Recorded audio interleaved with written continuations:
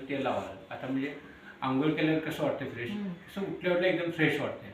परत चहा बी घेतल्यानंतर कसं पोटाची तक्रार, तुमची श्वसनाची तक्रार हे बी म्हणजे आता धाप लागते, हे घेतल्यानंतर ते धाप बी कमी लागेल आणि पोटाची तक्रार होते संडास आपण ते बी त्यातनं निघून येईल. म्हणजे एक प्रोडक्ट घेतल्यानंतर त्यामधून बरेच काय काय लाभ होतात.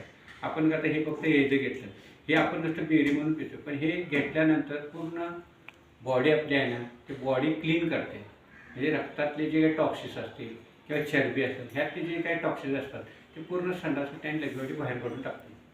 त्यामुळे आपल्याला काय होतं हलका कळ भविष्यात तुम्हाला कुठल्याही प्रकारचा आजार होणार नाही हे एक काम करतं. मला म्हणजे हार्ट अटॅक असू दे, पॅरलिस असू दे, हे असले काय आजार होऊ शकतात. तर हे तर शॅम्पू आता यूज करते. तर हा फेशवॉश आता डेली चालू आहे वापरताना. एकदा तुम्ही सकाळी लावून बाहेर म्हणजे आता जर साहेबांनी सांगितलं तसं लावला असा आणि बाहेर पडला दिवसभर तुम्हाला चेहरा धुवायची गरज नाही. हा असा टकटकीत राहते, तेलकट चेहरा होतच नाही. मी यूज केले आता मी आता हे आम्ही घरात यूजच केलेलं आहे सगळं. आता मिसळ हे 2 डबे दिलेले आहे. कमरेचा पट्टा होता, हां कमरेचा पट्टा होता. आम्ही स्वतः नॉर्थ हॉस्पिटल माहीत असेल तुम्हाला, ते 10,000 रुपये खर्च केले, थेरपी केली, पण काही उपयोग झाला नाही. परत तुमचं सर्दीची ॲलर्जी, परत हे मूळ काय ते होमिओपॅथिक केलेलं आहे, आयुर्वेदिक केलेलं आहे, तर आपली केमिकल केलं, तिन्हीनं काय उपयोग झाला. शेवटी परवा 2 डबं नुसतं खाल्ल्यावर तिथं कमरेचा पट्टा केला. आता लावतच नाही. आता 4 महिने झाले की नाही काही नाही. आता पूर्ण म्हणजे म्हणजे ही सर्दीची ॲलर्जी किती त्यातून गेली हे आपण एक घेतोय, तर त्याबरोबर आपली बरेच काहीतरी शरीरातली व्याधी ते पूर्णपणे जातात.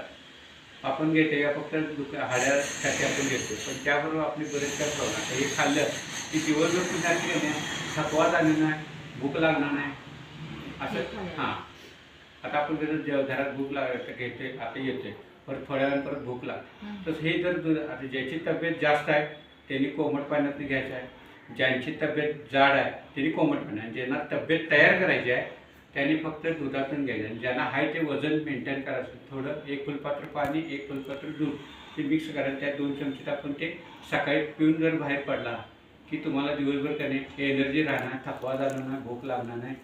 आणि हे घेतल्यानंतर जेव्हा तुम्ही घेणार त्यानंतर 20 ते 30 मिनिटांनं कोमट पाणी कमीत कमी 1.5 ते 2 लिटर प्यायचं. हे घेतल्यानंतर हां त्यानंतर हे ते पाणी कुठल्याही प्रोडक्ट घ्या तुम्ही पाण्याचा वापर जेवढा जास्त होईल तेवढं तुमचं जास्त रिझल्ट येणार, फास्ट येणार. तुम्हाला जे काय प्रॉब्लेम आहे ते सॉल्व्ह होणार लगेच. पाण्यावर सगळं अवलंबून आहे. हे खाल्ला नाही तुम्ही दुधातून घेतला तर कमी कमी अर्ध्या तासानं तुम्ही कमी कमी 1.5 ते 2 लिटर कोमट पाणी प्यायचं. हां आणि नंतर काय पाणी रेग्युलर पित राहिलं, पण जास्तीत जास्त पाणी पिल तेवढं ते चांगलं. म्हणजे त्याच्यानंतर गार पाणी पिलं तर चालतंय. गार म्हणजे आपल्या जास्तीत कोमट प्याला ना तर जास्त रिझल्ट येतो लवकर. लवकरात लवकर रिझल्ट यायचं. आता चहा तुम्ही घरात पिताय ना ते चहापासून तुम्हाला हानिकारक, पण हा जो चहा आहे हे घेतल्यानंतर तुम्हाला एकदम म्हणजे एकदम फ्रेश हलकं पोटाचे विकार वगैरे काय असेल ते पूर्ण जाते.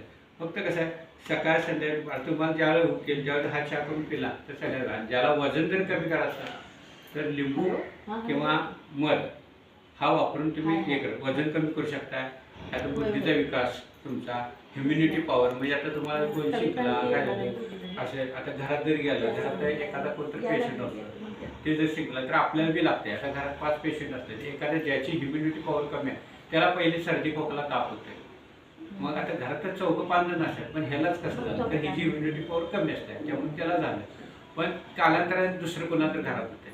मग अशा हळूहळू सगळीच ज्याची जास्त पॉवर आहे की ते शेवटला हे होते. म्हणून ते हे घेतलं तर कोणाला प्रॉब्लेम होत नाही घरात. आणि आपण जे रेग्युलर चहा पितोय त्यापासून फायदा काय नाही, पण 100% तोटा आहे. आपण घरात पितोय आता सध्या, पण हे पेल्यानंतर तुम्हाला फायदाच फायदा होऊन जाणार, लॉस काय नाही आहे. तुम्ही उलट आणि चालूच करणार. आता आपल्या घरात दूध जर 1 लिटर धरले तर दररोज